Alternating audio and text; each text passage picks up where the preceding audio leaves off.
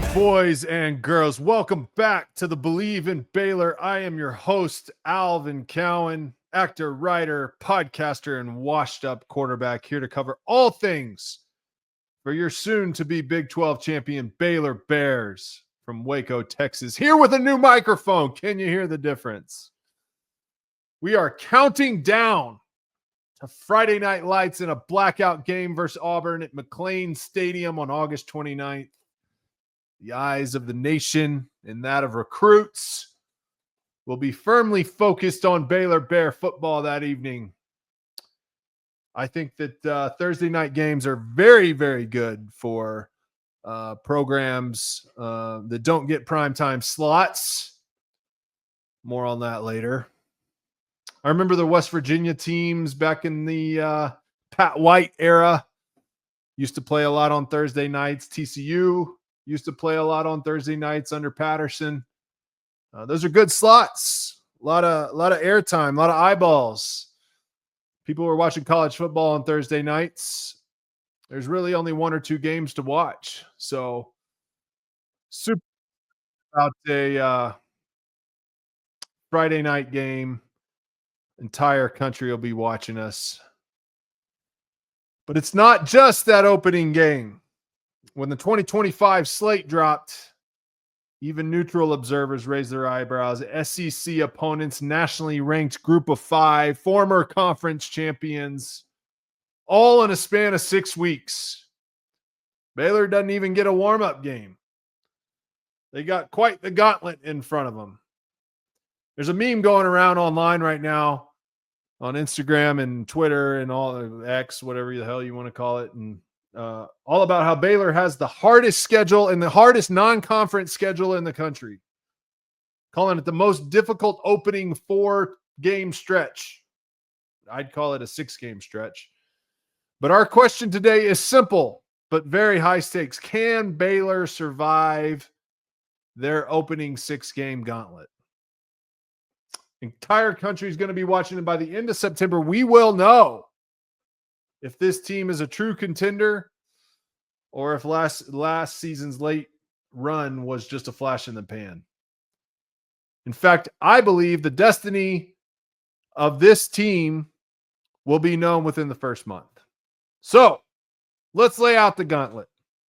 Obviously starts with the home game opener against SEC opponent Auburn on August 29th. Huge stage right out of the gate. Then it's a road trip to Dallas to face the formidable SMU team, a program coming off of a college football playoff appearance. The Bears get one potential reprieve with an FCS opponent in Samford on September 13th, and they are right back into the fire with home games against the reigning Big 12 champions Arizona State Sun Devils on September 20th. Have a quick game against Oak State away, not to be overlooked, by the way. Stillwater, not an easy place to play. Mike Gundy, not an easy coach to beat. And then host an always tough Kansas State squad on October 4th. And I'm not going to include it, but a rivalry game away against TCU comes after the bye week. That does not count as part of the aforementioned gauntlet. So there's no easing into the season for little old Baylor Bears. So let's go through it. First up, Auburn. This isn't just a non-conference game. It's bigger than that. It's a statement game. For all that SEC bias stuff, we've got to win this football game. It's a chance for Baylor to prove that a Big 12 team can hang with a quote-unquote tough physical SEC opponent. That's really for all the loudmouths online. This game is massive for perception. It's massive for late season playoff spots, at large bids potentially. They've got QB Jackson Arnold, the transfer from Oklahoma, 5-star freshman phenom Cam Coleman, consensus top 10 wide receiver recruit, 6'3" and explosive, already earning rave camp reviews from the Auburn camp. Hugh Freeze's system, lots of tempo, lots of motion, attacking weak spots in the zone. Defensively, Auburn is huge. Ends are long. They rotate 8 deep. But Baylor has continuity along the offensive line. Can that experience work together against the live bullets of the first game of the season? My high school football coach, a legend in Texas high school football, used to always say that the greatest improvement is between week 1 and week 2. Why is that? Because it's the first time you're seeing live bullets in week 1. You have the most opportunity to improve your used to game speed. Baylor doesn't get that option this year. In fact, neither does Auburn. Our D-line must collapse the pocket and get Arnold moving laterally, not north and south. If he's able to stay in the pocket and look downfield, we are in trouble. The bottom line, this is a tone-setting game. Win here, and Baylor enters the conversation nationally. Get run out, and that road is a lot longer. Game 2, SMU. We travel to a team that, let's not sugarcoat it, made the college football playoff last year, regardless of how you feel about that. And say what you want about the system, but they earned that spot. Rhett Lashley has built a program in Dallas. Pains me to say that. QB Kevin Jennings, 3,800 yards last season, 33 TDs, mobile and smart, and most importantly, experienced. Jordan Hudson, a TCU transfer who led SMU in yards, and the defense ranked 3rd nationally in sacks, 7th in takeaways. Oh, and then it doesn't get any easier. Bears host reigning Big 12 champion Arizona State Sun Devils. Remember, last year ASU, knocked off Kansas, Oklahoma State, and Texas Tech. Damn near beat Texas, University of Texas, in the CFP. Yes, they lost Cam Skattebo. That is no small measure. But they returned QB Sam Leavitt, who is slated to be one of the top quarterbacks in the Big 12 and potentially a Heisman candidate. And the defense was top 15 nationally in 3rd down stops. They get off the field. And I got to say it, I just love Kenny Dillingham. The dude is just real. He passes my standard for motivating a team. Does he make you want to put your head through a wall? Yes, I want to put my head through a wall for that guy. In fact, it seems he might have already put his head through a wall. I don't know what kind of pre-workout that guy's drinking, but I want some. In both those games, SMU, Arizona State, Baylor must manage possessions. We have to win the turnover margin. It's a 3-game stretch of that will really test the core of this team. The depth, the conditioning, its mental toughness. Outcome of those games really determine the trajectory for the rest of the season. Trajectory for the rest of the season. If they can come out of those games with a winning, or dare I say undefeated record, they'll have earned their stripes. So, how do they survive this opening stretch? In my opinion, it comes down to a few key factors. Quarterback play. Sawyer Robertson just has to be elite. He is elite. He has to play like it. He can't just make mistakes with these tough defenses. He has to manage the game, protect the football, and make big plays when the opportunity presents itself. Can't have turnovers inside your 40. Don't throw late down the middle. 2, as far as I'm concerned, rules of quarterback play. Then as a quarterback, one of your biggest jobs is converting 3rd downs. I believe that's really where the game is won and lost, where the game is played. Can you keep a drive going when the defense knows that you're going to throw it, when it's 3rd and 10 and you're backed up in your own side of the field? Can you convert? Can you get in a fresh set of downs? The best of them, Tom Brady, Peyton Manning, Drew Brees, they convert 3rd downs. Defensive line dominance.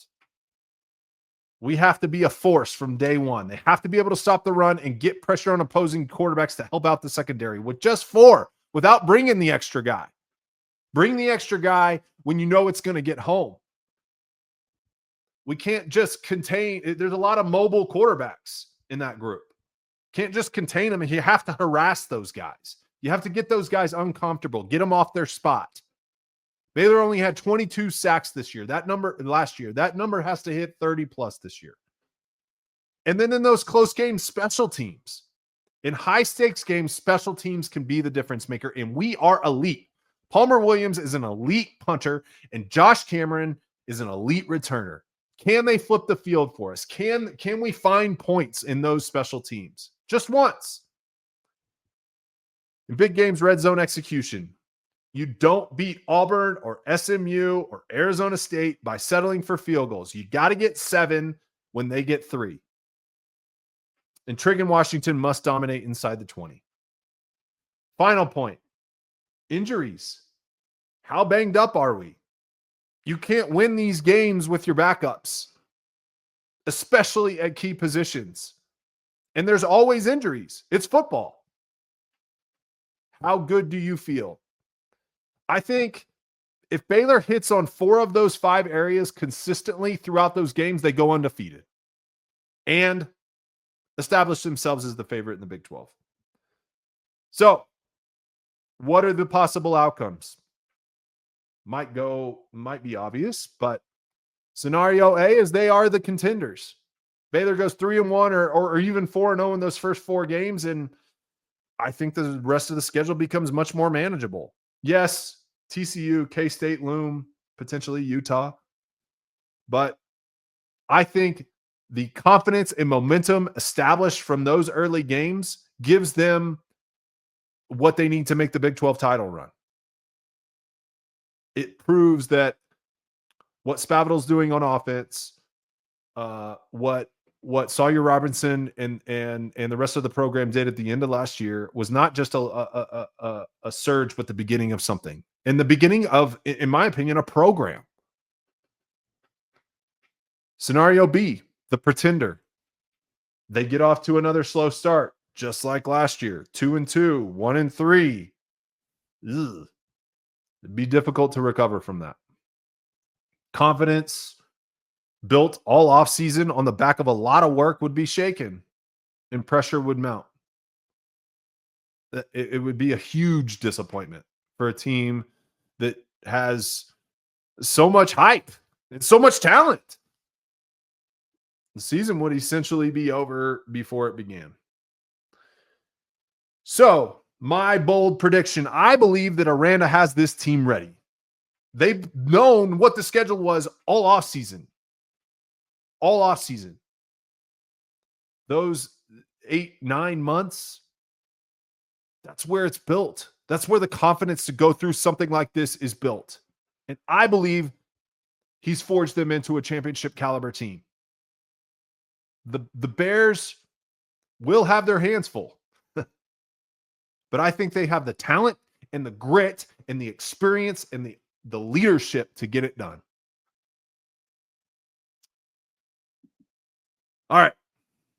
That's it for BLEAV in Baylor today.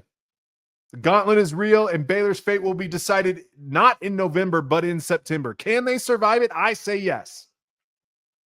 Hit me up on social at @TheAlvinCowan with your record prediction. And don't forget to rate, review, and share this pod with every Baylor fan you know. Until next time, oh, sick 'em.